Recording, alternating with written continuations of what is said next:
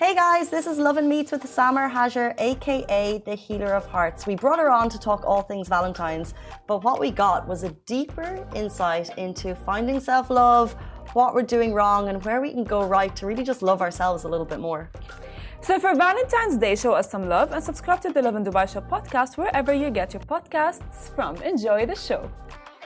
Welcome back to the Lovin Dubai Show. On this special day, we have a Valentine's special. We have a top relationship awareness coach, Samar Hajir, known as the Healer of Hearts. Samar has 16 years of experience specializing in life coaching, focusing on relationships, awareness, spirituality, childhood traumas, and women empowerment.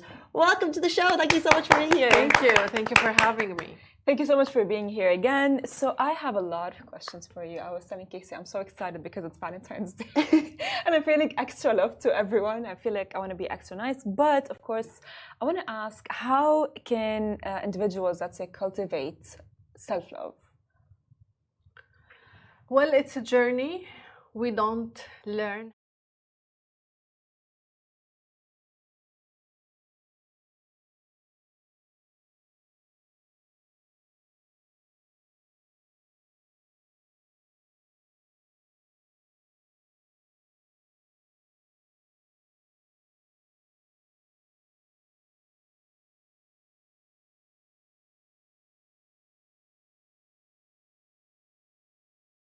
Heard of any course about self-love in schools? Is it a part of the curriculum? The curriculums in schools are missing so much valuable stuff that we need to know as adults. Exactly. Like, Yeah. what do you remember from anything you have learned in the university or in the school? Mm-mm. Some things we remember, but mostly we're just like to fill the time and to teach us skills and knowledge that is not practically needed where we are now in life. So I would say it's a self-exploring step in each one's life. Some people learn it the hard way, while others learn it like by hearing about it, by reading about it, by being in a workshop that self-love pops up. What are some signs that you might be in an anti-self-love situation and that you need to heal? Maybe some like personal triggers. I would say generally unhappiness, troubles in your workplace, inability to sustain a job, unhappy in your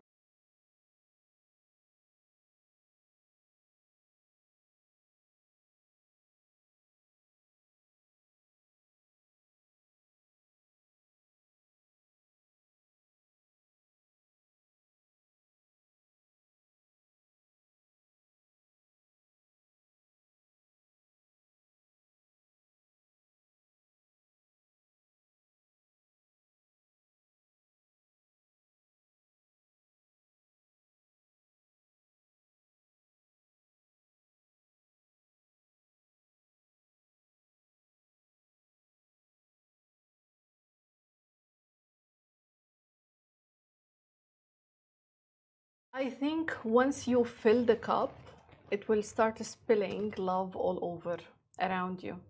That means you will love life, you will love everything that comes your way, you will be more harmonious in your relationships, you will attract abundance, you will manifest faster, you will attract the one, not the one that you want when you are in a self sabotaging state of mind, but the one that is on the same energy resonance with you, a self-loving person. So there is no department of life that does not get positively affected with the self-love that you do. Do you think there's a scope for people to just not believe in the self-love journey? You know, like, is there a lot of people go through life, they don't do the self-love journey and they get through it fine. Do you think it's necessary to live a happy life to go under this personal exploration? I believe we can live outside that path, but it will not be the highest level of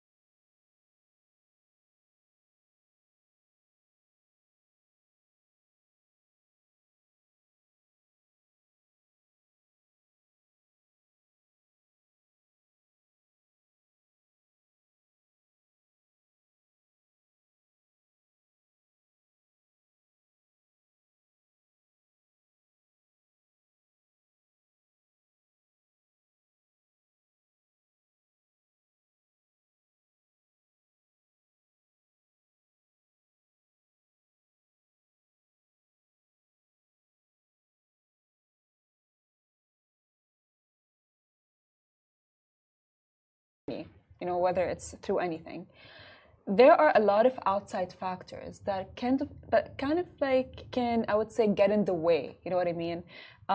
Whether it's like a toxic friend, a toxic boyfriend, a toxic husband, a toxic fiance. So how should people deal with that to, let's say, as you said, like maximize their self-love? I'd love to say that they have to make hard choices and walk away from any toxic environment or relationship. But after 6 years of dealing with people relating, like they have problems in their love life and family life, I can say it's never like a choice that a person make from a happy place or from an easy place or from a comfort zone.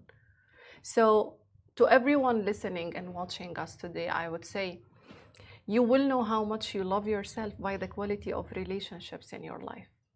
You will know what you can put up with, and that would determine how much you love yourself, how much you value yourself.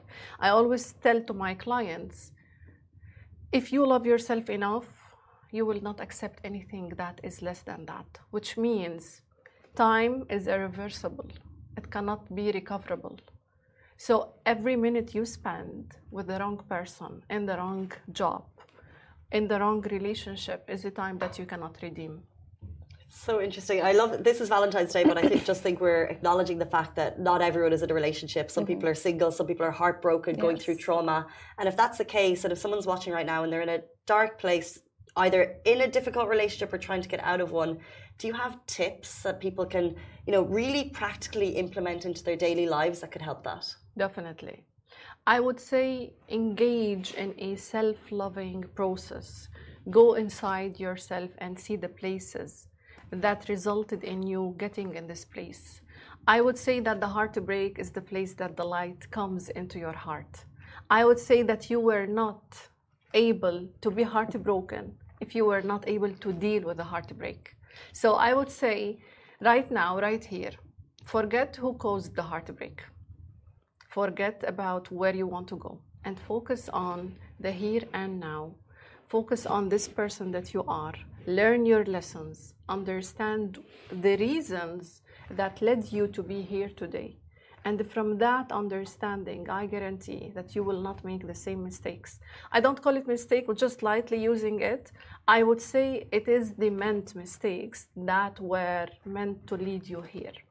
I would say don't feel like you are being derailed from life by not dating or not engaging in a relationship.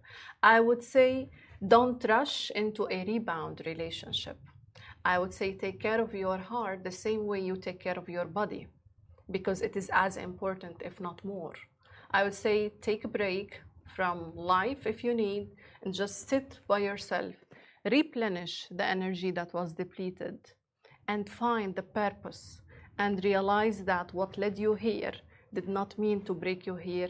It was meant to bring you into the other side of the shore.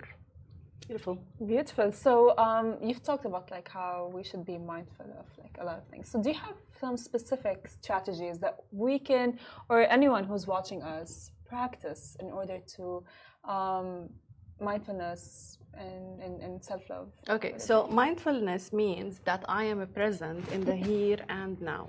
It means I'm not sad or grieving anything that happened a minute before or 10 years back. And I'm not worried about what's coming the next second or the next 5 years. I am being aware of what is happening in my body temper right now on my level of mental and heart space. So when you bring yourself into mindfulness, this is where you manifest. How do we do that? The most basic thing that we all do, breathing. And the most troubling thing that all humans suffer from. We don't breathe. We take short, shallow breaths that keep us alive, but we don't engage in a breathing technique that brings calmness into our body. So I would say breathing. I would say working out so that you can infuse all the hormones in your body.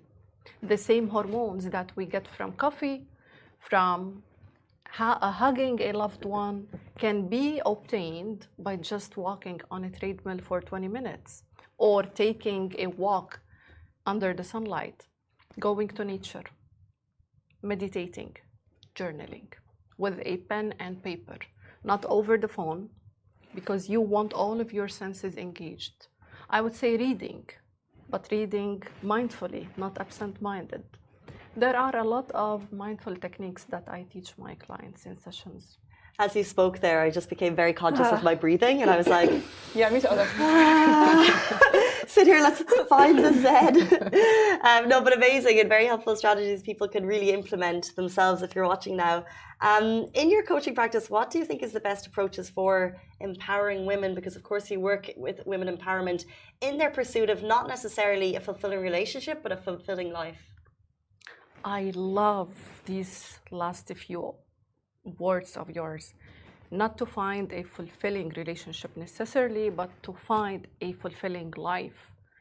I always say your life is a pizza and your relationship is one slice. Oftentimes, women, because we are so emotional and we love to nurture, we think that relationships is what everything means and it is why life is here. And I value relationships. I live to coach on relationships. But I also say, if that slice to you is the whole pizza, and then something wrong happens in that slice, your whole life is in shreds. So I would say to empower women, work on yourself. And that does not mean only attend classes, workshops, courses, or learn. That's an essential part of working on yourself, but also work on your inner world. Understand your wounds, understand the pain that you have lived, that you have swept under the rug, and went on with life. Everything that happened is still happening in our subconscious mind. So unpack the old baggage, clear it. Have a session or 2 or 5 or 10 or 100 with a professional. See what is that ocean that is within you. Understand yourself. From that vantage point of self-discovery and self-exploration, you will be able to know what's your passion in life, what's the best job that you can do, who is the one, and what characters does he have or hold, how many children do you want to have, and why, and what motherhood means to you, and what success means to you, and how much money you want to have. That's woman empowerment to me. Amazing. Well, that's actually amazing because, of course, you know, as women, we are aware of like the things that we want, but we tend to sweep the things that we want under the rug for, let's say, a relationship. So when you see such a situation happening, what do you tell your clients? If they are aware of what they want, but they technically just sweep it under the rug just for a relationship to work out. This happens a lot. I think the reason why a woman would do that is, between brackets, the desperation for love. Do you ever feel the need to sacrifice everything you have for something you don't need? No. You will always put a lot of value and emphasis on what you think you need. When you're thirsty, everything you see is water. When you're hungry, everything you think of is food. When you're tired or sleepy, you want to sleep. That's exactly what women do when they are in deep need for love. Now, the most important question, what leads them to this place? The lack of self-love.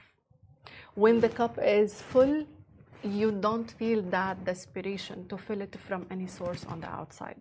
So when a woman would just put all of her life aside, and I'm not judging or criticizing here, I'm saying this with so much love and wisdom, because I have been there, I have done that, and I learned from my own experiences that love comes from within. And the love that you look on the outside will always fail you for as long as you don't love yourself. Why? Because you will attract someone who does not love himself as well. And guess what? Two people who don't love each other because they don't love oneself, and then it's like a fight of, I want you to do this to me. No, I want you to do that to me. Well, no one is expected to do anything to you. If you love yourself, you will attract someone on that energetic match and resonance. And you will not have to ask for anything because they will be willingly and happily giving it that to you because they are full. So what do I say to women like that? First of all, I explain to them the reason for that desperation. And then, once we know the problem, we know the solution. If you lose your keys at home, you don't go to the street. So once I tell the client that the keys is at home, let's look for it in here, she forgets all of the relationship things, and then she focuses on her self-love. And then from that space, she would be saying, I'm not ready for dating or seeing anyone. I'm just busy with myself. And that is the best thing I can hear. Amazing. You are filling our cups today. Our cups are getting full. I've just realized the time. We want to help Dubai with their dramas. Yeah. So we're calling it the Love Coach segment, but we only have a time for a few short ones. So let me jump into the first one. So these are problems from the audience that we'd like your help with. So thank you anyone who sent them through to us. And then if there's any personal ones in the back that would like some help, we could also maybe have time for those as well. Okay, so I need a little bit of encouragement, please.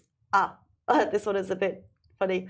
My friend with benefits of 1 year, my friend dumped me yesterday. My friend of 1 year dumped me yesterday. And although I knew it wouldn't go anywhere, he is actually not the type of person I wanted as a boyfriend. It still feels like mini heartbreak and I'm sitting in my bed crying. We had good times together, but he never made me feel super special. Why do I feel so terrible? Short question and short answer. Because you reject yourself. And you wait for someone to accept you. And when he doesn't, he triggers that deep wound within you that needs to be healing. She answered herself. She said, he's not the man I'm looking for. There are so many things he did not do to me. So that's why I say know yourself before you look for someone. Because once you know what you want, you will not accept anyone giving you less or different. So I would say, again, he dumped you because your soul and your heart is ready for the light. And the more you run after him or wait for him, the more you stop that light from entering your heart. So yes, I understand the pain, I understand the tears and the crying. Take all the time you need to cry. And once you finish, once you weep enough and remove all the sadness from your eyes and heart, you'll see the light. You will understand that he was giving you the benefit of hurting and rejecting yourself so that you can choose better. Self-love required. Well, we have one actually coming from our producer. Advice on long-distance relationships. On distance relationships. Okay. Yes. I find it a bit tricky, yet it is not impossible to succeed. The most important aspect of long-distance relationships is communication, consistently and effectively. That includes video, because you want to see your significant other, because you want to engage them in all of your daily details. It is hard, especially for the woman, because for women, we like the love to be expressed in ways that we can feel or touch. For men, it's also difficult, but I can tell that with equal effort to meet every 1 or 2 months for whatever time that they can afford, and daily communication over the phone, over FaceTime, whatever app, is the goal to achieve. And also have a time for when this relationship is going to be crowned with living together or being together or marrying or being in the same country. So there has to be like a hope or a deadline or a timeline that we are waiting for. I think that's so relevant to so many people living in Dubai, yes. long-distance relationships. Okay, I think we have time for one more, a funny one or a serious one, because there's one kind of like quirky one and there's one serious one. Hisham says, let's have the funny one. Okay, hey guys, I'm very frustrated at dating apps. I've been having, it seems all the men either don't match or they lie about their height. I'm tallish and I'm honest with my height on apps, but somehow they're all taken aback when we meet. It makes me feel uncomfortable because I feel like they've lied to me. I think this is very legit. I hear it a lot in my coaching sessions with females, especially about the height thing. Now, why do men lie on dating apps about their heights? Because height psychologically is a representation of power and authority and protection toward the woman. The woman likes to feel like she is hidden or like taken under the wing of a tall guy. So that's why naturally we are drawn to taller guys. Now, the problem with dating apps is that anyone can say anything, and the only thing to verify if they are who they say they are is to meet them. So I would say, don't prolong your suffering the first time you see them and they have lied about anything. You can simply say, thank you so much for the time that you specified for us to meet. I can say and tell that you have overstretched on your application about some details. Overstretched on your application. And I wish you all the best. I'm going to give you your evening back. I wish you I wish that the next person will be in a more matching energy to you. And thank you very much. The thing is, most women don't. We feel shy, we feel intimidated, we feel like, okay, but let me see, maybe I'm gonna like his personality, maybe something that he has will compensate. I say, don't fail yourself by lowering your standards. I know too many people height is shallow thing. To me, it is not. To many women, it is not. So I would say just abide by the non-negotiables list that you have for yourself. Strong ending. Thank you very much. Guys, if anyone is watching, it's Valentine's Day. If you have questions of the heart and if they'd like to get in touch with you, how can they do that? Well, I have presence on social media, Coach Samar 369, Instagram. They can look up the Healer of Hearts. I will be everywhere on Google. And I would be happy to help more women and men. Because guess what? I prepared a study yesterday because I expected you to ask me about that. Like, how many men work with a relationship expert? 40%. Oh. So it is not a small amount of people, of men, who are really interested in working on themselves. So to all men and women out there, I'd say, it's time to work on yourself. It's time to love yourself. It's time to celebrate Valentine's. It's a daily job that you cannot resign from.